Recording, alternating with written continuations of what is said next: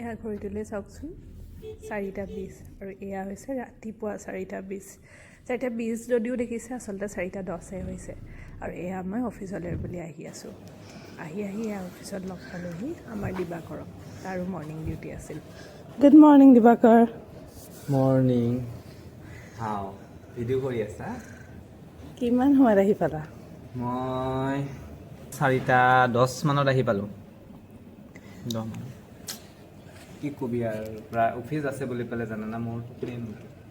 ৰাতিটো এঘণ্টামানহে হ'লোঁ এতিয়া চকুকেইটা অকণমান লাগি আছে ৰাইজে মাছ কিনিব যাব আমি দেখুৱাম ৰাইজে খাব আমি কি কৰিম দেখুৱাম চব খালী আৰু তই মই গোটেই অসমবাসী সেই দেখাম ন মানুহে যে ফুল তুলিব আমি অফিচত পুৱাই আমি অফিচত ফুল তুলিব আহিছোঁ যিয়ে নহওক হেপী উৰুকা আৰু এয়া কামত ধৰিলোঁ যিহেতু 5টা বজাৰ পৰা বুলেটিন আছে গতিকে এতিয়া আৰম্ভণিৰ কামখিনি কৰি ল'লোঁ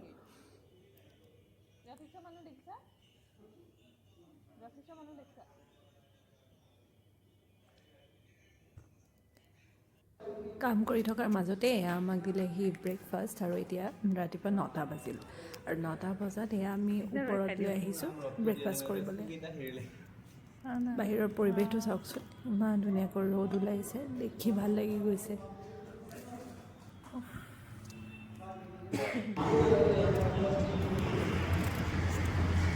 আমি এতিয়া কি খাব গৈ আছোঁ আমাৰ বিহু দিছে এয়া 4টা বজাত আহি পেলাই ৰুটি ডিম আৰু চব্জি দেখিছে তইতো ঘৰত যাবি তোৰ ফূৰ্তি লাগি আছে মইহে নাযাওঁ এতিয়া কান্দিবি মানে য়েছ কান্দি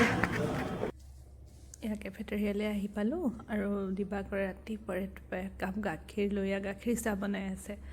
আৰু মই পিছে লাল চাহ খাওঁ যিহেতু মই এয়া লাল চাহ আৰু এয়া ৰুটিৰ সৈতে ব্ৰেকফাষ্ট আৰম্ভ কৰি দিলোঁ ব্ৰেকফাষ্টত দিছে এয়া ৰুটি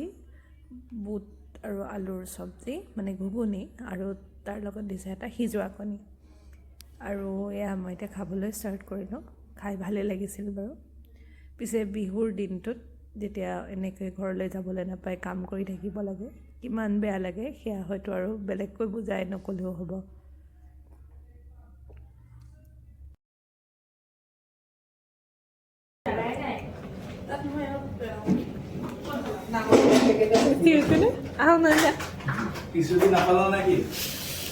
নাই ছুটি পাইছোঁ দি দিছোঁ ৰাইজক আমি যে খাইছে পিছত নাই খোৱা বুলি ক'ব না ৰাতিপুৱাৰ পৰা একো নোখোৱাকৈ কাম কৰিছে বুলি ক'ব না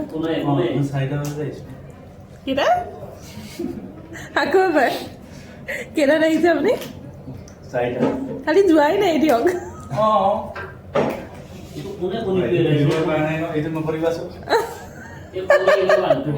কৰি লৈ পেলাই আহি অফিচত কামো কৰিলোঁহি আকৌ 2 ঘণ্টামান তাৰ পাছত এয়া 12টামান বাজিল আৰু 12টা বজাত এবাৰ গণেশগুৰি বজাৰখন চাওঁ বুলি ওলাই গ'লোঁ বজাৰত এইপাছ দৈ পিঠা লাড়ু চব আছে সকলোখিনি মুঠৰ ওপৰত ভোগালীক আদৰিবলৈ সকলো প্ৰস্তুতিয়ে বজাৰত আছে পিছে তথাপিও কিবা এটা ইমান শূন্যতা সকলোৰে মুখত হাঁহি কিন্তু মোৰ